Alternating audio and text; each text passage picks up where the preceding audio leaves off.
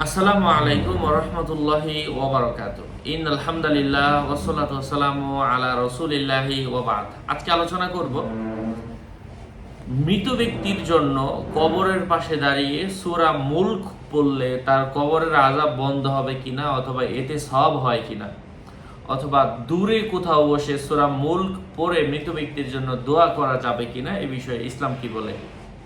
আলোচনা বুঝতে সাথেই থাকবেন। এখনও যারা চ্যানেলটি সাবস্ক্রাইব করেননি, সাবস্ক্রাইব করতে ভুলবেন না।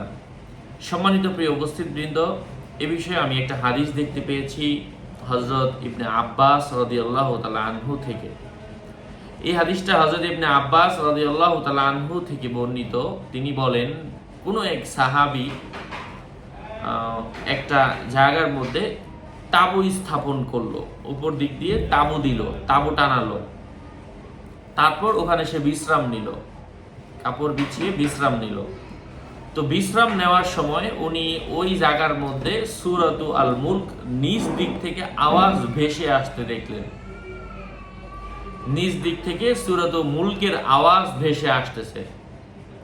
অতঃপর তারপর তিনি তার বিশ্রাম নেওয়া শেষ হলে জায়গা পরিবর্তন করলেন, এখান থেকে চলে গেলেন। এবং এই ঘটনাটা রাসূল পাক সাল্লাল্লাহু আলাইহি ওয়াসাল্লামের কাছে তিনি গিয়ে উপস্থাপন করলেন যে, ইয়া রাসূলুল্লাহ, আমি তো একটা জায়গার মধ্যে তাঁবু স্থাপন করলাম, ওখানে বিশ্রাম নিলাম, তো মাথা লাগানোর পর শুনতে পেলাম নিজ দিক থেকে সূরাতুল মুলকের আওয়াজ আসতেছে।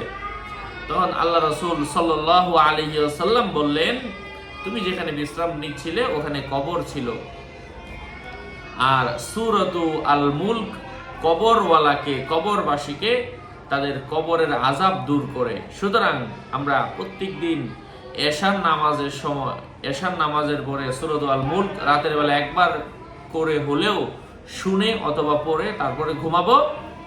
আর দ্বিতীয়ত হচ্ছে, সূরাতু আল মুলক কোনো ব্যক্তি যদি পাঠ করে কবরের আযাব আল্লাহ মাফ করেন। মৃত ব্যক্তির জন্য পড়লে এবং এভাবে দোয়া করলে যে আল্লাহ এই উদ্দেশ্যে পড়লাম, তুমি তার কবরের আযাব মাফ করো, বন্ধ করো, দূর করে দাও, আল্লাহ কবুল করেন। এই জন্য মৃত ব্যক্তির জন্য আমরা এই আমলটা করতে পারি, এটা বৈধ আমল। আল্লাহ বোঝার তৌফিক দান করেন। আসসালামু আলাইকুম ওয়া রাহমাতুল্লাহি ওয়া বারাকাতুহু।